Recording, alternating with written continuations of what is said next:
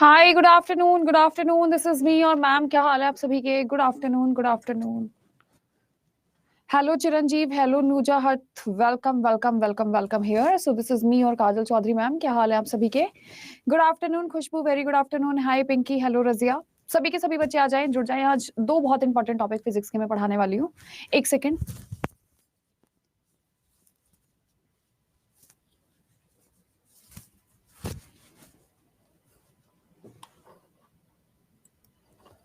Hello hello hello, good afternoon, good afternoon, good afternoon.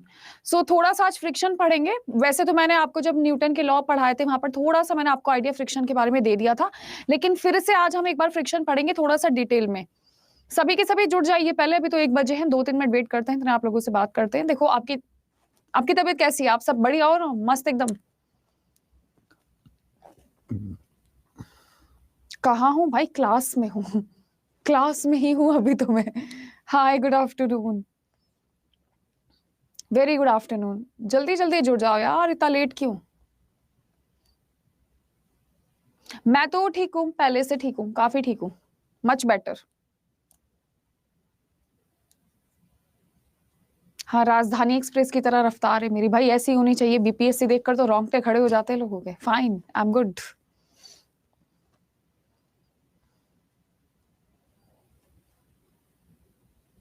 Thank you so much, I am always be smiling.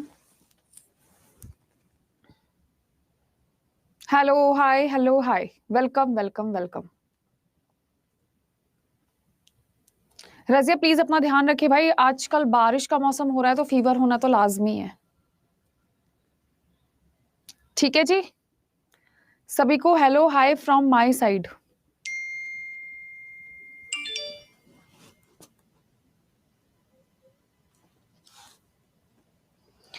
सभी के सभी आ जाइए, please बताइए। जो सारे टीचर्स, प्लीज बताइए, जो भी पढ़ाते हैं सारे टीचर्स, सब क्वेश्चन से मैच करते हैं प्रीवियस से अच्छे से आंसर नहीं दे पा रहे, कंफ्यूज्ड है मैम। दोस्तों, ये लैक ऑफ प्रैक्टिस की वजह से हो सकता है कि अगर आपको सब कुछ समझ भी आ रहा है लेकिन फिर भी आप क्वेश्चंस नहीं कर पा रहे हो, तो इसका मतलब आप प्रैक्टिस कम कर रहे हो। पीवाईक्यू पे जब तक मत जाइए जब तक कम से कम 500-600 क्वेश्चन करना लो एक सब्जेक्ट के, उसके बाद ही पीवाईक्यू सॉल्व होंगे, उससे पहले नहीं होंगे। तो देखिए, कमिंग टू द टॉपिक जिसको हम फ्रिक्शन बोलते हैं, तो देखिए फ्रिक्शन का क्या मतलब होता है मैं आपको बताती हूँ। जैसे कि फोर्स इधर की तरफ लग रहा है, बल की दिशा इधर है, तो बल की तरफ भी एक बंदा होता है जिसको हम फ्रिक्शन कहते हैं, घर्षण कहते हैं। आप लोग हमेशा ध्यान रखना, न्यूटन के तीसरी नियम पर, तीसरी शर्त पर आधारित होता है कि अगर फोर्स सामने वाली डायरेक्शन में लगेगा तो फ्रिक्शन आपको पीछे की तरफ खींचने की कोशिश करेगा। तो ये दो चीजें होती हैं, एक तो आपको आगे की तरफ खींचेंगी और एक आपको पीछे की तरफ खींचेंगी। तो जो पीछे की तरफ खींचता है फोर्स से, दूसरी डायरेक्शन में जो आपको खींचने की कोशिश करता है, वो आपका फ्रिक्शन कहलाता है, घर्षण कहलाता है। और ये तभी होता है जब हम यहां पर क्या करते हैं, जब हम यहां पर एक दूसरे के संपर्क में दो वस्तुओं को लाते हैं। जैसे मैं धरती के संपर्क में हूं, तो मैं अगर आगे की तरफ चल रही हूं तो मैं पीछे की तरफ भी गिर सकती हूँ, क्योंकि कोई बल मुझे पीछे की तरफ खींचेगा। तो डिपेंड करता है कि फोर्स ज्यादा लग रहा है कि आप लोगों का फ्रिक्शन यानी घर्षण ज्यादा लग रहा है। तो अगर फ्रिक्शन की बात आपसे की जाए तो आप लोग हमेशा ध्यान रखना, जब दो वस्तुएं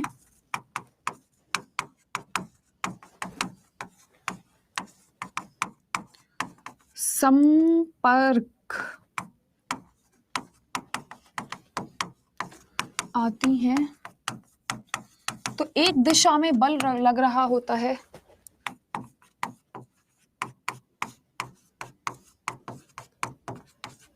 एक दिशा में बल होता है तथा उसके विपरीत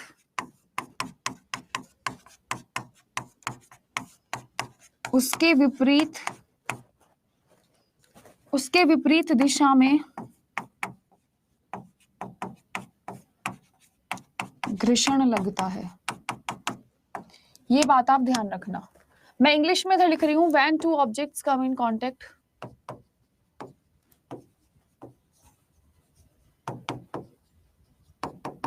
are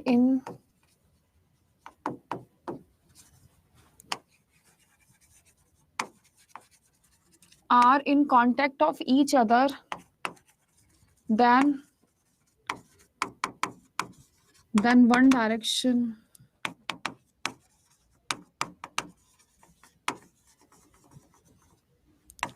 course and other is having.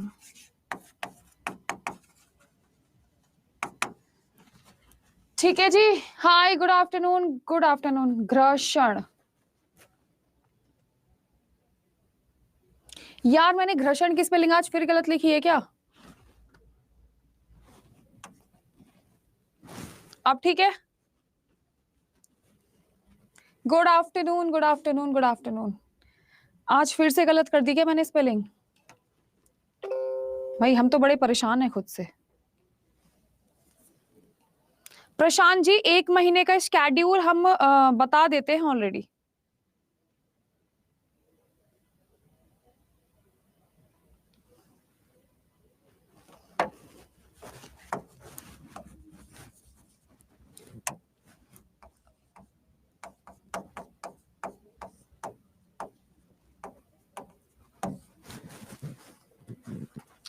ये 1 महीने के सारे टॉपिक्स मुझे पहले देने पड़ते हैं. मैं हटा नहीं सकती टॉपिक्स को बीच पे. ठीक है, क्योंकि 1 महीने का स्केड्यूल हमें बच्चों को देना होता है. अब सही लिखा है ना मैंने? अरे मेरे को पता है, मैं तो एकदम मस्त लिखती हूँ.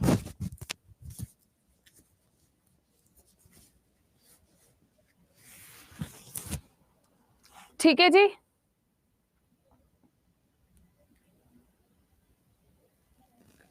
अब आपसे यहाँ पर 2 चीज पूछी जाती है कि फ्रिक्शन यानी घर्षण किन 2 चीजों पर निर्भर करता है. आपसे पूछ ली जाती है कि फ्रिक्शन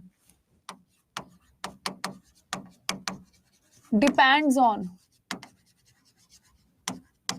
यानी आपका घर्षण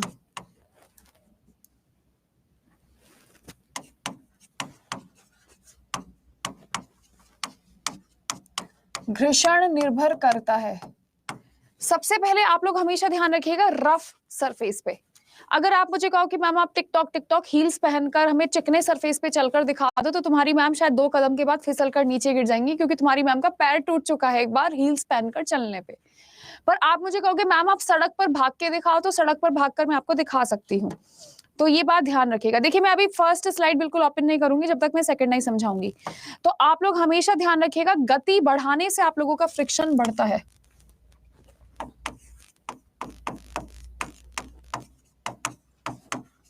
गति बढ़ाने से घर्षण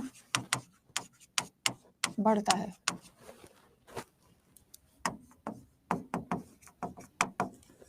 फ्रिक्शन increases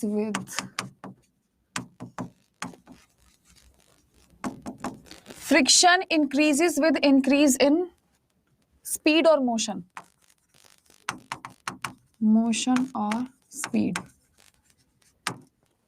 ठीक है, ये निर्भर करता है स्मूथनेस और रफनेस पर भी.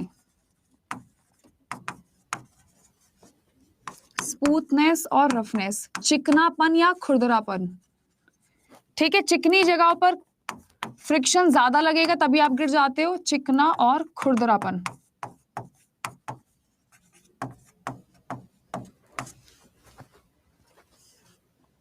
Aruni, I am not ignoring you darling. हाँ प्रशांत, अभी लिखवाऊंगी मेरे भाई, मेरे को सब्र फरमाने दे यार.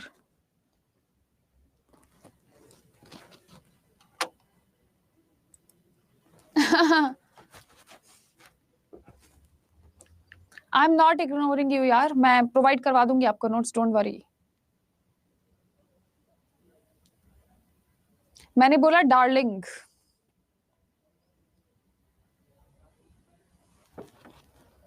ठीक है जी, गति बढ़ाने से घर्षण बढ़ता है, रफनेस बढ़ाने से फ्रिक्शन बढ़ता है. यहाँ पर कम होता है, तो मैं यहाँ पर लिख देती हूँ, इससे आप लोगों का फ्रिक्शन बढ़ता है.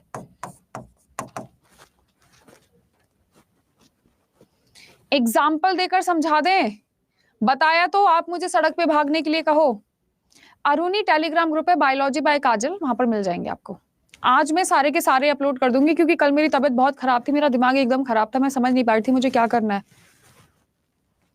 चलिए बढ़ती हूं मैं आगे की तरफ. आप लोग हमेशा ध्यान रखिएगा,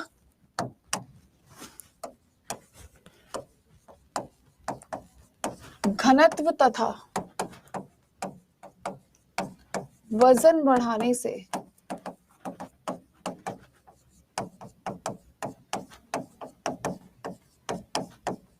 घर्षण बढ़ता है।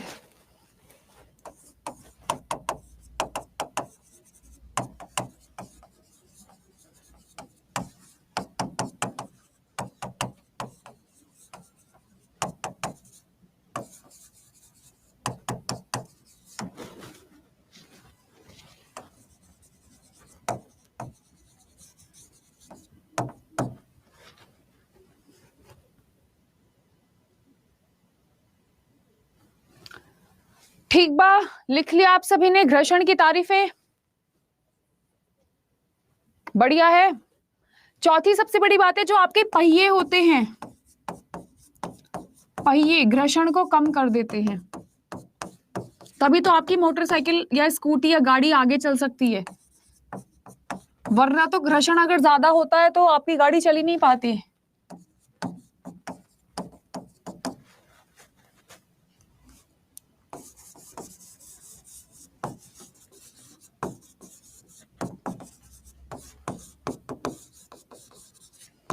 Wheels reduces the friction force. तो आपका सवाल इनमें से ही आएगा। भाई अच्छे से कैसे लिखूं रजिया, आप मुझे बता दो, आप मुझे लिखकर भेज दो, मेरी हिंदी यार थोड़ी कमजोर है। घर्षण तो मैंने मेरे ख्याल से सही लिखा यार, मैंने गलत तो है ही नहीं है। हाँ, ग्रीज अप्लाई करना पड़ता है। वेरी गुड प्रशांत, मुझे ऐसा क्यों लग रहा है कि तुम मुझसे पढ़े हुए हो पहले भी सीटेट के बैच में पिछले साल।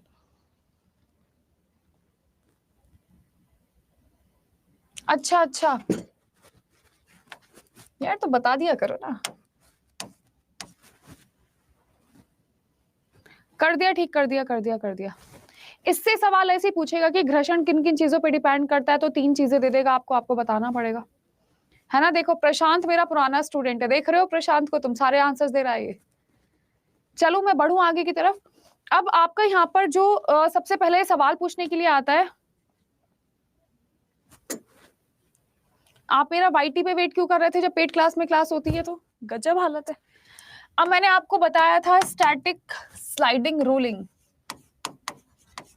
स्टैटिक स्लाइडिंग रोलिंग, इसको हम लोटिक बोलते हैं।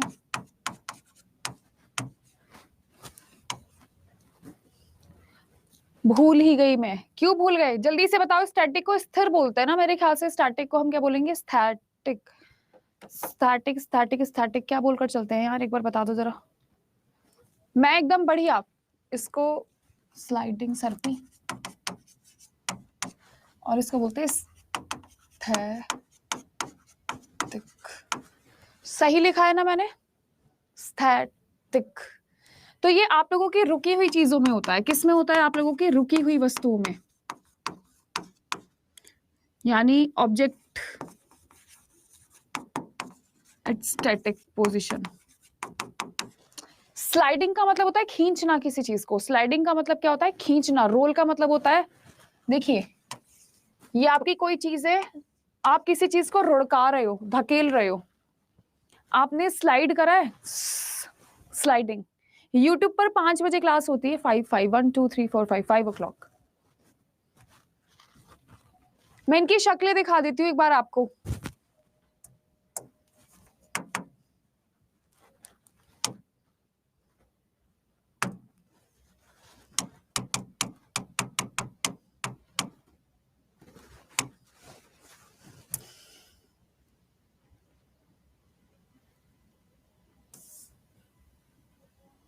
देखो, किसी चीज को खींचना स्लाइडिंग फ्रिक्शन है, और किसी चीज को गोला बनाकर फेंक देना रोलिंग फ्रिक्शन है। पहाड़ से जब पत्थर गिरता है तो रोलिंग फ्रिक्शन है, और मैं कुर्सी को खींचूंगी अपनी तरफ तो स्लाइडिंग फ्रिक्शन है। समझ गए ना आप लोग किस किस को बोलते हैं, ठीक है जी। चलिए ओके, तो यहां से यहां तक इतना फ्रिक्शन का पार्ट काफी है। ये तो आप लोगों का 100% कितनी बार पूछा गया मैं बता नहीं सकती, तो आप ये चीजें तो ध्यान में रखेंगे। इसके बाद इसी चैप्टर का जो दूसरा हिस्सा है जिसे हम ग्रेविटेशन गुरुत्वाकर्षण बोलते हैं, वो दुनिया की सबसे इंपॉर्टेंट चीज है। अब वो कैसे है मैं आपको जरा बताती हूँ। अच्छा ये बताओ, आप सभी ने कल क्लास में रेटिंग करी थी कि नहीं करी थी? तुम अगर खराब रेटिंग करोगे तो मेरे को भगा दिया जाएगा यहां से, मैं बता रही हूँ तुम लोगों को, फिर पढ़ते रहना जिससे मर्जी। स्टैटिक का मतलब होता है जो एक जगह पर रुके हुए होते हैं। मैं अभी यहाँ पर खड़ी हुई हूं तो मेरे अंदर क्या होता है, स्टैटिक फ्रिक्शन है। ठीक है, मैं चलना स्टार्ट कर दूंगी, कोई मुझे धकेलेगा आराम से तो मेरे अंदर स्लाइडिंग हो जाएगा, और कोई मुझे पहाड़ से नीचे धक्का दे देगा तो मैं पत्थर की तरह नीचे गिर जाऊंगी एकदम आकर, तो वो रोलिंग फ्रिक्शन होगा। आप सभी को रेटिंग करनी है क्लास में। सबसे कम रेटिंग आई है मेरी, शर्म की बात है मेरे लिए। सबसे पहले मैं आप लोगों से बात करूंगी किस चीज के बारे में, ग्रेविटेशन के बारे में।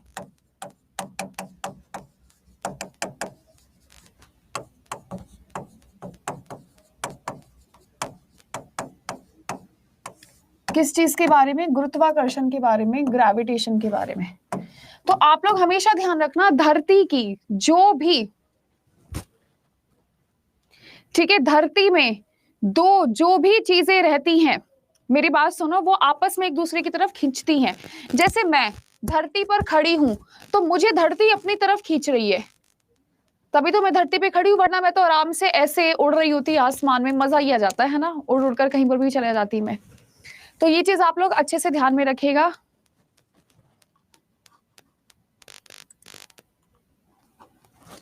ये बात ध्यान ध्यान ध्यान, ठीक है। तो गुरुत्वाकर्षण का मतलब होता है धरती में जितनी भी दो चीजें हैं वो एक दूसरे की तरफ खिंची चली आती है ना। जैसे आपके लिए मैं पटना तक खिंची चली आई तो वो ग्रेविटेशन था, आप मेरे लिए अपने घर से खिंचे चले आए, ठीक है। तो धरती पर अगर कोई भी दो चीजें हैं, कोई भी दो ऑब्जेक्ट है, तो उनके बीच एक आकर्षण बल लगता है, फोर्स ऑफ अट्रैक्शन लगता है, जिसको हम ग्रेविटेशन कहते हैं। पापा की परी, एग्जैक्टली मेरा नाम रख दिया आयुष सर ने यार, पापा की परी। चलिए सबसे पहले हम बात करते हैं किस चीज के बारे में, किसी भी दो वस्तु के भीतर आकर्षण बल होता है, ठीक है। क्या होता है आप लोगों का आकर्षण, भाई साइंस बाय काजल मैम नहीं है Aruni, biology by Kajal ma'am है। हाँ तो मैं व्हाट्सएप नंबर और दे दूं, कम परेशान कर रखा है तुमने मुझे। किसी भी दो वस्तु के भीतर आकर्षण बल लगता है जिससे वस्तुएं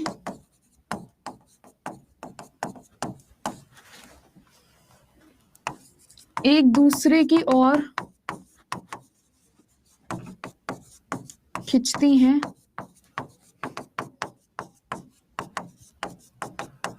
और उसे हम गुरुत्वाकर्षण बल कहते हैं।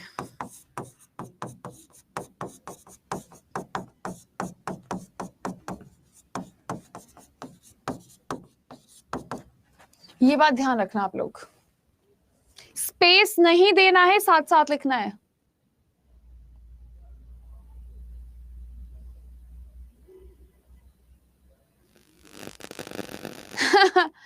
चलिए, अनारकली एक बार और अच्छा अनारकली एक बार और, चलिए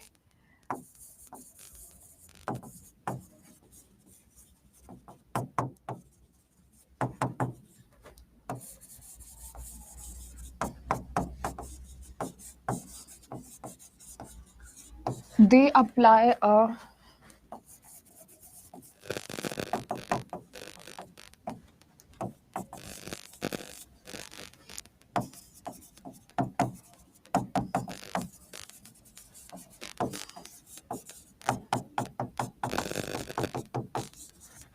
which is called gravitation, ठीक है। अरुणिट्स BIOLOGYBYKAJAL, साथ साथ लिख लो। हिंदी और इंग्लिश वाले जल्दी से लिखो, चलो जी सारी चीजों में ग्रेविटी होती है।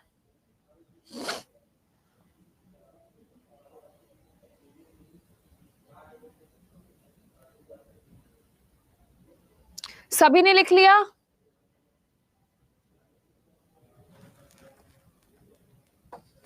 अरे भाई दूसरी मैम का इसलिए आता है क्योंकि आप गलत लिखते हो। नूरजहां ने बिल्कुल सही लिखा है, जरा एक बार देख लो नूरजहां का कमेंट। सिकंदर, अगर ग्रेविटेशन फोर्स ना होता तो मैं हवा में उड़ रही होती।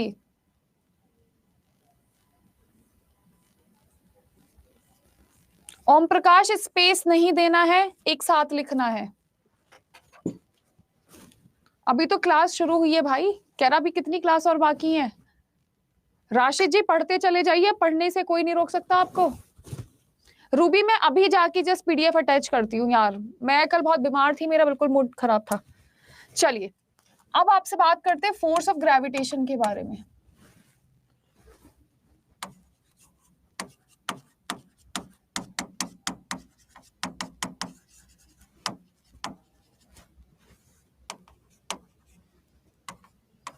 अब आपसे बात की जाती है किस चीज के बारे में? फोर्स ऑफ ग्रेविटेशन के बारे में। तो ये दो ऑब्जेक्ट्स है,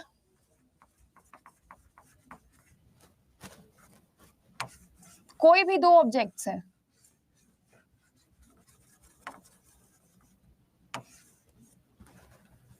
है ना, इसको भी स्क्वायर बना देते हैं यार।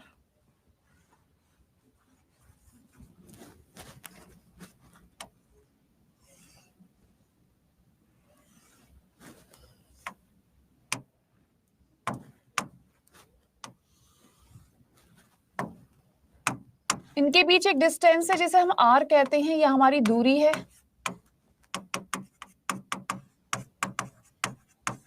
डिस्टेंस है, ये आपका पहला ऑब्जेक्ट है, इसको हम, इसका मास है m1।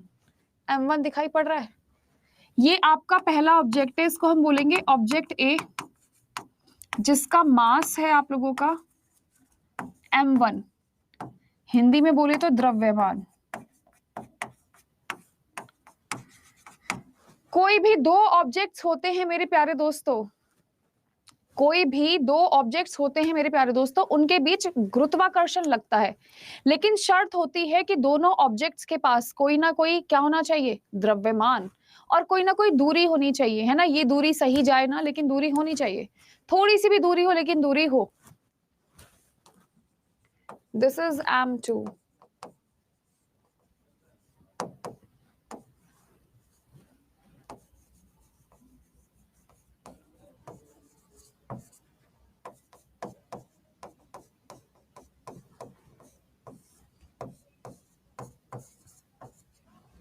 ठीक है जी,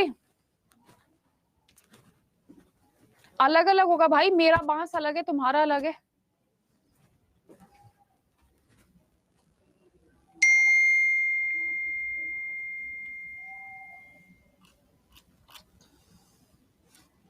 अमित जी द्रव्यमान अलग अलग होता है, क्या आप लिख लिए? क्या आपने ये डायग्राम बना लिया? इसके बाद मैं आपको कुछ लिखवाना चाह रही हूं। Have you done with the diagram और नॉट? अजी बता दिया करो जल्दी जल्दी से। तो हम ये मानते हैं कि हमारे, जैसे एग्जाम्पल ले लो, ये धरती है और ये काजल मैम है, ये काजल मैम है तो ये धरती है। तो क्या होता है, हमारे बीच जो फोर्स ऑफ अट्रैक्शन है वो किस चीज के ऊपर डिपेंड करता है? वो, हाँ, सेब का उदाहरण इसी में आता है, जो न्यूटन के सर पे सेब ना गिरा होता तो ये सब हम पढ़ नहीं रहे होते आज। आप लोग हमेशा और हमेशा ध्यान रखिएगा, जो आपका फोर्स है वो डायरेक्टली प्रोपोर्शनल होता है m1 m2 के, पहली बात। और दूसरी बात, जो आपका फोर्स है इनवर्सली प्रोपोर्शनल होता है 1 ऑफ r स्क्वायर। समझ गए मैं किसकी बात कर रही हूं? जो हमारा फोर्स होता है वो डायरेक्टली प्रोपोर्शनल होता है मल्टीप्लीकेशन ऑफ मासेस के, इनवर्सली प्रोपोर्शनल होता है square of distance between them. Radius नहीं है सिकंदर, अभी मैंने डिस्टेंस लिखवाया है, यूनिट होती है आपकी। सिकंदर तुम तो डांट खाओगे खैर मेरे से, आर का मतलब था दूरी। जब हम इन दोनों को आपस में मिलाते हैं तो F is equals to m1 m2 upon r2। तो आप जब कभी भी इस साइन को रिमूव करते हैं, ये आपका प्रोपोर्शनिटी का साइन होता है, जब इस प्रोपोर्शन के साइन को आप फेंक देते हो उठाकर, तो हमारे पास एक ग्रेविटेशनल कांस्टेंट आता है जिसे हम जी बोलते हैं, जी m1 m2 r स्क्वायर। तो आपका जो फाइनल फॉर्मूला बनता है यहां से वो ये बनता है G m1 m2 upon r square. G होता है आप लोगों का यूनिवर्सल ग्रेविटेशनल कांस्टेंट।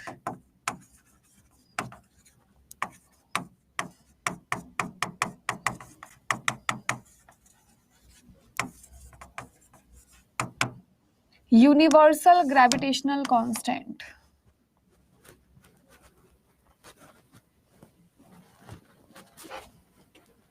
डिस्टेंस को डी भी लिखते हैं, आर भी लिखते हैं। मैं कितनी बार बताऊं इस बात को?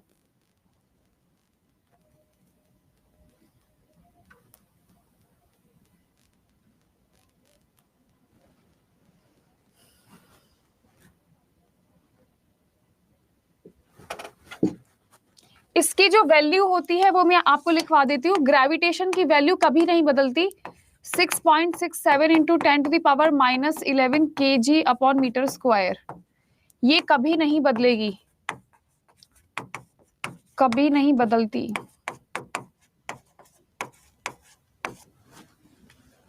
हे हेलो, लिख लिया आप सभी ने? अभिजीत आप अपने काम से काम रखो, पहली बात तो ये है। तुमने मुझे कब देख लिया चैट करते हुए? दिमाग में कुछ कमी है क्या तुम्हारे? तुम ही कहते हो मैम साइड हट जाओ, साइड हट जाओ। इतनी बड़ी स्क्रीन पे कमेंट चल रहे हैं, तुमने मुझे कब देख लिया चैटिंग करते हुए? कुछ भी बोलना होता है तुम्हें क्लास में? क्लियर है? निभा कुमारी कुछ नहीं समझना है, बस फोर्स ऑफ ग्रेविटेशन समझना है। डायरेक्टली प्रोपोर्शनल होता है m1 m2 के, फोर्स इनवर्सली प्रोपोर्शनल होता है आर स्क्वायर के। ग्रेविटेशनल की वैल्यू 6.67 है मेरे भाई, ये 1 नहीं है 7 है, ठीक है? ग्रेविटेशनल कांस्टेंट होता है, कभी भी नहीं बदलता। अरे कुछ बच्चों पे मुझे वैसे भी कुछ ज्यादा फर्क नहीं पड़ता है, बोलने दो। अब आपसे बोल दिया जाता है लॉ ऑफ ग्रेविटेशन क्या होता है?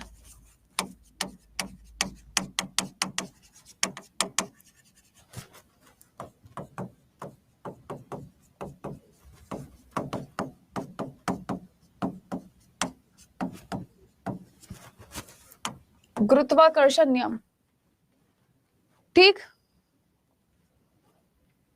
अभी शशि जी मैं लिखवा रही हूं, आपको सब समझ आ जाएगा, डोंट वरी। अभी लिखवा रही हूं मैं आपको।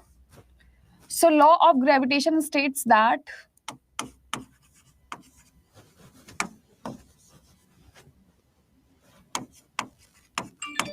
force of gravitation is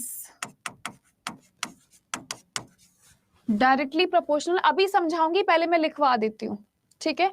force of gravitation is directly proportional to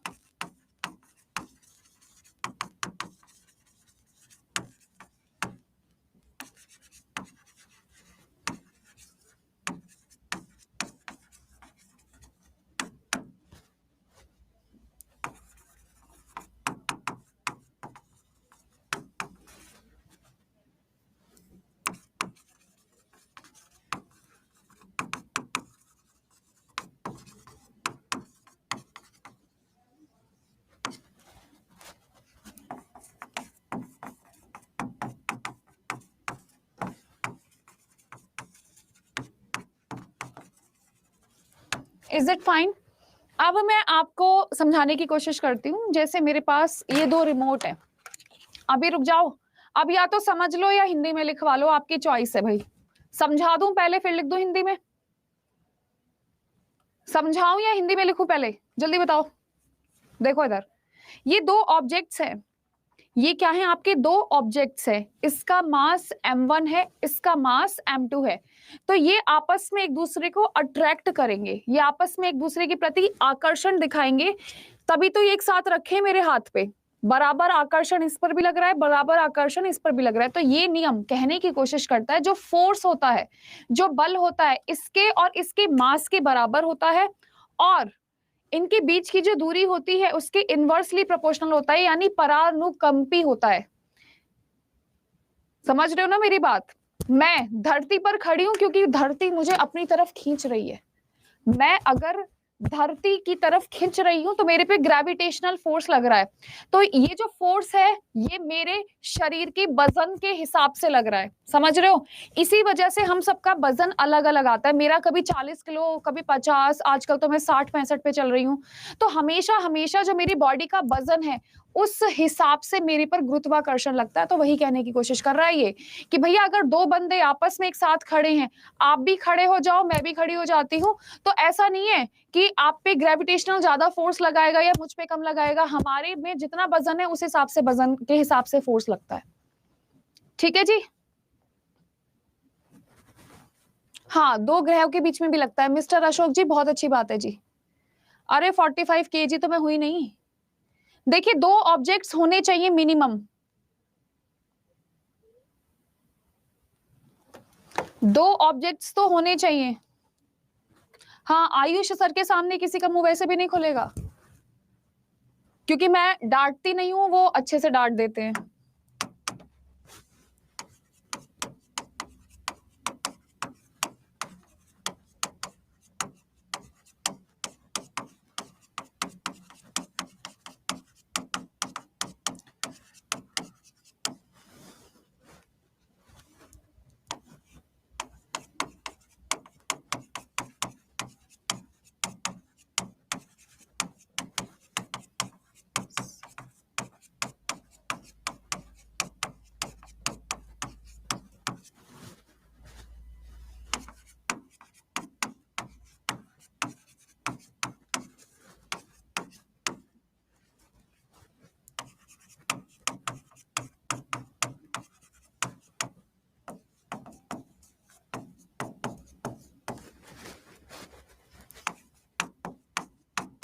मैंने ये समझाने की कोशिश करी कि जो फोर्स होता है वो डायरेक्टली प्रोपोर्शनल होता है m1 m2 के, इनवर्सली प्रोपोर्शनल होता है r स्क्वायर के।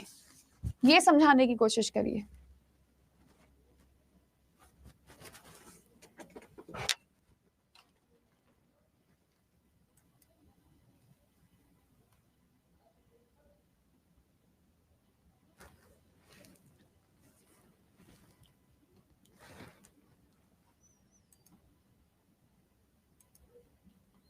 ठीक है जी?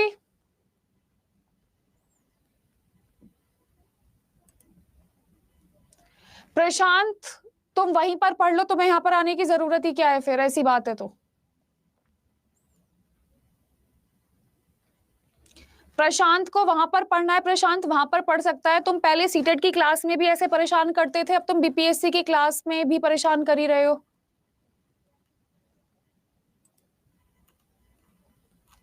मैम m1 m2 सेम हो सकते हैं कि अगर m1 m2 सेम होंगे तो ग्रेविटेशनल सेम लगेगा। मैंने कब बोला कि ग्रेविटेशनल सेम नहीं लगेगा? मैंने बोला ग्रेविटेशनल तब डिफरेंट लगेगा जब हम दोनों का वजन अलग अलग होगा। मैंने सुना है डोमिसाइल लग रहा है बीपीएससी में, सही सुना है मैंने? r स्क्वायर है भाई, r स्क्वायर है, r स्क्वायर है, डोमिसाइल लग रहा है ना?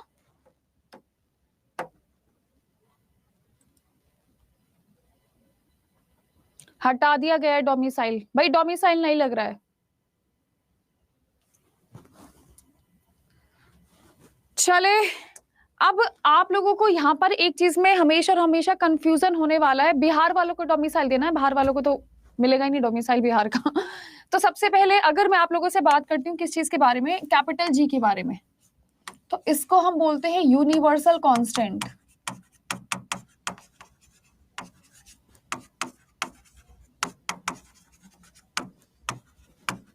यह कभी नहीं बदलता।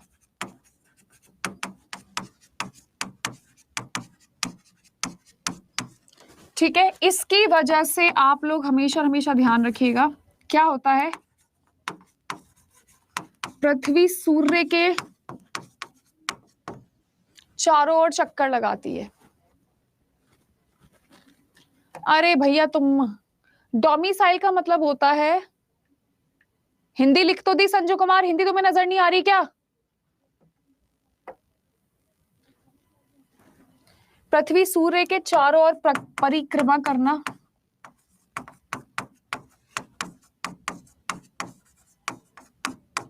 कुछ दिमाग विमाग चल जाता है क्या तुम में से दो चार का? ये हिंदी नहीं लिख रही तो क्या लिख रही हूं मैं संजू? परेशान मत करो, मैं कमेंट्स कल से ऑन नहीं करूंगी, मैं नहीं पढ़ा रही तुम लोगों को। मैं खुद जाकर बोल दूंगी कि भाई इन्होंने मुझे फिर से परेशान करना स्टार्ट कर दिया है, तो तुम पढ़ लो जिससे पढ़ना है, मैं नहीं पढ़ाऊंगी तुम्हें। रोटेशन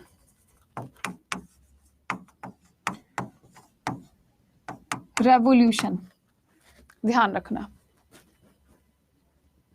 और क्या बोलते हैं सोलर सिस्टम को हिंदी में क्या बोलते हैं?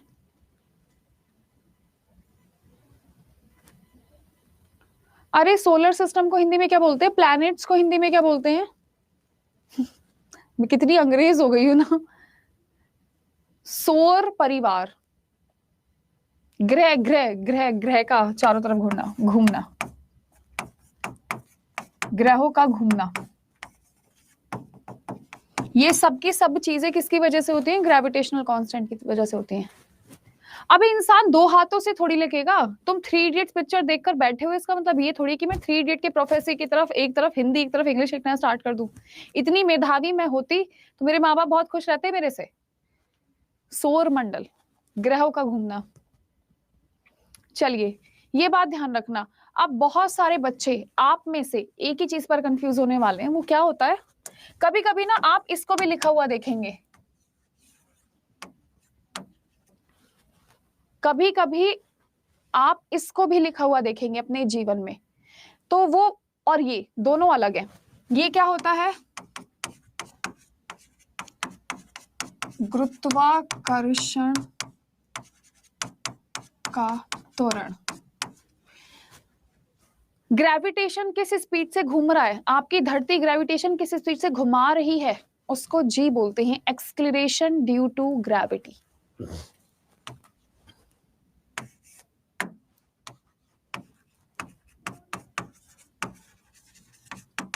Acceleration due to gravity.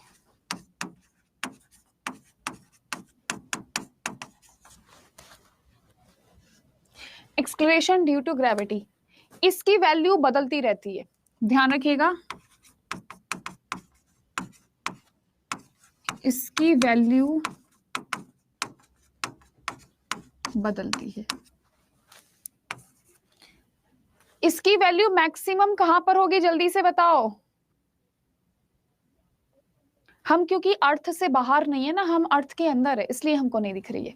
इसकी वैल्यू 9.8 मीटर पर सेकेंड स्क्वायर होती है। ये हमारा वजन डिसाइड करती है पोल पर। Very very good. अब इसकी थोड़ी सी और तारीफ कर देते हैं। इसकी अधिकतम value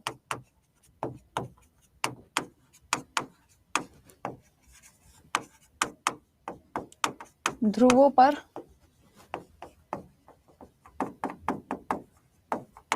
maximum value on poles and minimum और इक्वेटर।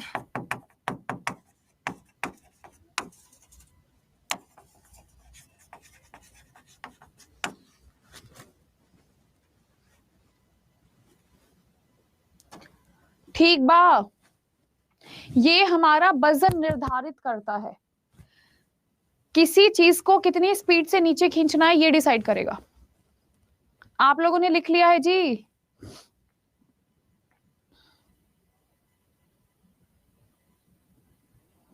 अगर लिख लिया है तो दिल भेज दो एक बार, दिल, प्यारा सा दिल भेजो एक बार जल्दी से।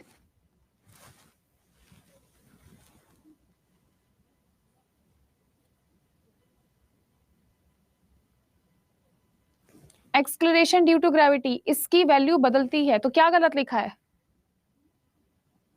समझ आया? तो एक बार मैं बड़े जी और छोटे जी की वैल्यू एक साथ लिख देती हूं।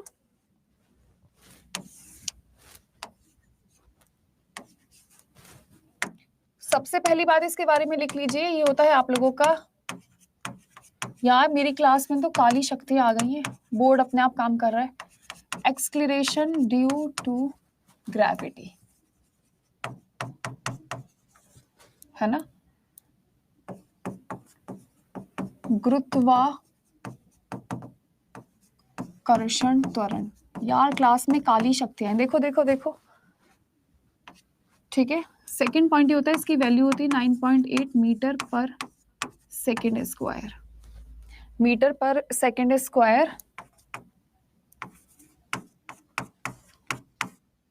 हमारा वजन निर्भर करता है।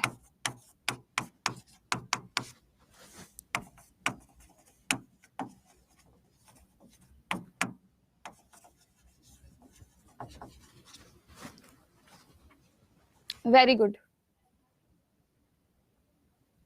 हाँ,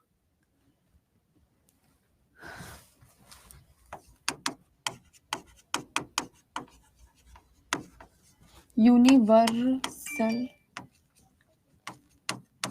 ग्रेविटी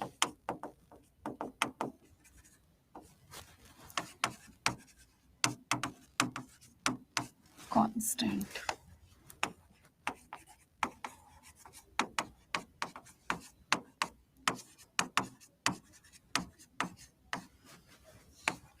इसकी value 6.67 10 to the power -11 kg पर मीटर स्क्वायर। अरे बता तो दिया तरुण, तुम्हें भी समझ नहीं आ रहा है?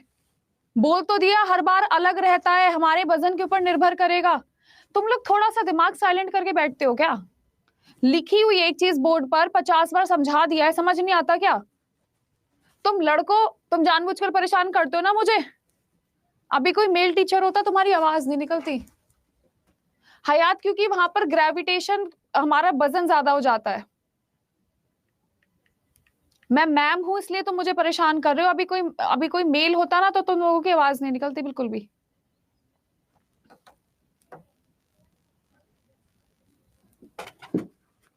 अभी आ जाए आयुष सर या कोई और तो तुम बिल्कुल नहीं बोलोगे। आज मैडम आई हुई है तो तुम मैडम को परेशान कर रहे हो, देख लो तुम्हारी हरकतें। अभी सबसे पहले आपको पता होना चाहिए अंतर वेट में और मास में।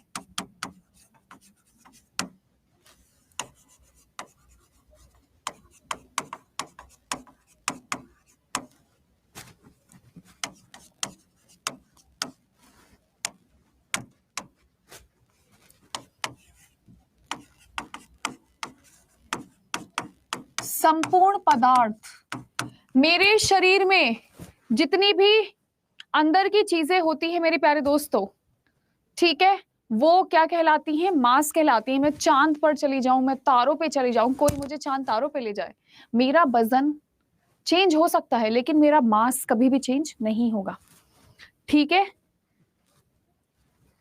ये बात ध्यान रखना। संपूर्ण पदार्थ होता है total content of the body, total matter.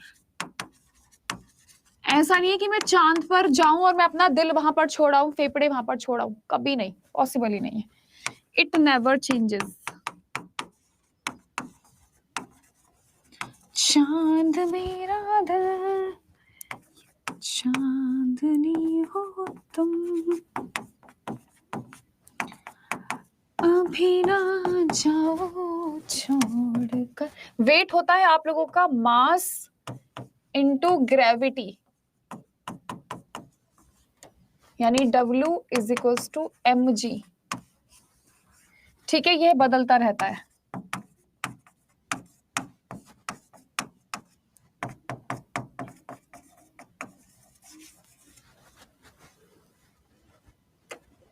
हाँ जी प्रशांत।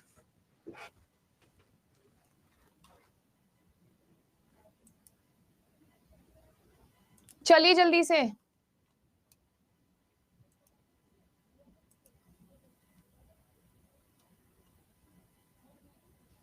अभी लास्ट वाली स्लाइड बाद में दिखाऊंगी, पहले इसको तो लिख लो। चलो पहले लास्ट वाली देख लो यार तुम। चलो जल्दी से लिखो इस वाली को।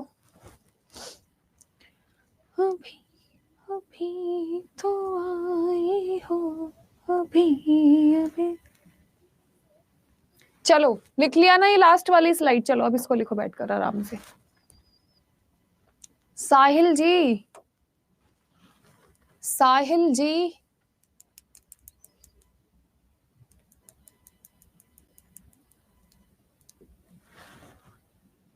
लो पहली वाली स्लाइड देख लो।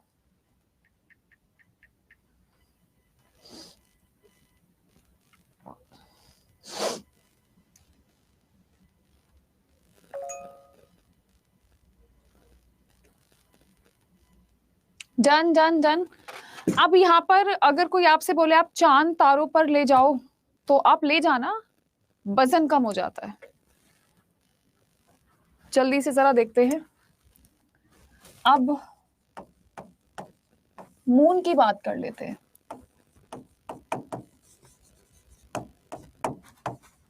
Wait on moon is equals to 1/6 weight of earth.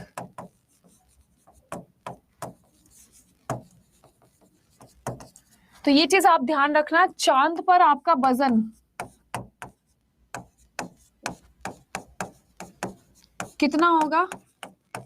1/6 into धरती पर वजन।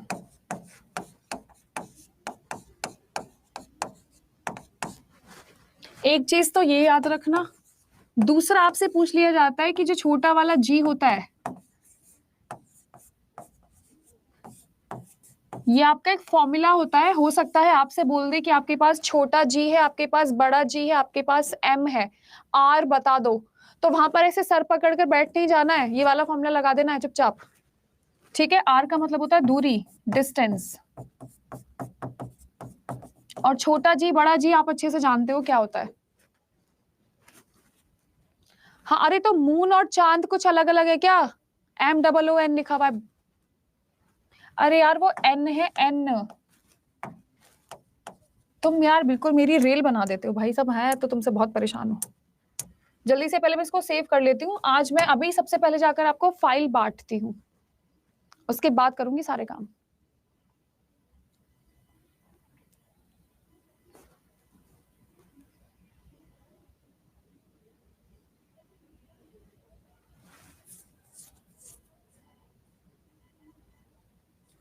मैं बार बार क्यों लिखूं जब मैं 50 बार यहाँ पर लिख चुकी हूँ ऑलरेडी? ये देखो, लिखा नहीं है मैंने 50 बार, ये और ये। ठीक है guys, so this is all about the class for today. कैसी लगी क्लास? चलो अपने आप ही बता दो यार, मैं कहाँ तक तुमसे रोज रोज तारीफ करवाऊंगी अपनी, जबरदस्ती वो भी। अभी ना जाओ छोड़ कर के दिल अभी भरा नहीं। जी कैसी लगी? मैं कुछ नहीं कर सकती, नहीं समझ आया तो मैंने 50 बार समझाया है। आप भी दोस्तों, मैं आपको एक बात बता देना चाहती हूँ बहुत प्यार से। वो प्यार भरी बात ये है मेरे प्यारे साथियों, कि मैं आपको क्वेश्चन आंसर्स करवाऊंगी, मना नहीं कर रही हूँ। पहले एक बार रिटन वर्क पूरा कर लो, क्योंकि मैंने 1 महीने का पूरा पूरा सिलेबस दे रखा है यार। वहां पे जाकर चेंज करवाते हैं, फिर हजारों बच्चों के पास ही बैच है, सबका टाइम टेबल चेंज होगा, फिर मेरे पास ईमेल्स आएंगे, बच्चे फोन करके मुझे बातें सुनाएंगे। आप चाहते हो ऐसा मेरे साथ हो? नहीं ना, तो अभी नहीं हो सकता ये काम। So guys, thank you so much, have a nice day, bye bye, love you all. आप लोगों में से कितने बच्चों ने अभी एनसीईआरटी वाला नहीं देखा है? कल मैंने एनसीईआरटी पढ़ाई थी तुम लोगों को इतना चिल्ला चिल्ला कर। एनसीईआरटी पढ़ने नहीं आ रहे हो ना तुम लोग? एनसीईआरटी का लिंक भेज रही हूँ मैं, शांति से देख लो बैठकर अब उसको, एनसीईआरटी वाली क्लास को। आते नहीं हो तुम लोग पढ़ने बिल्कुल भी।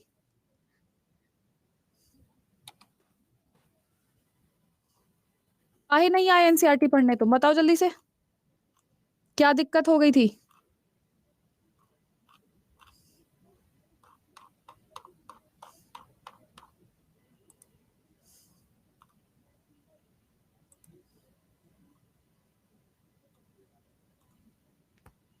है जी, काय नहीं पढ़ा तुमने एनसीईआरटी?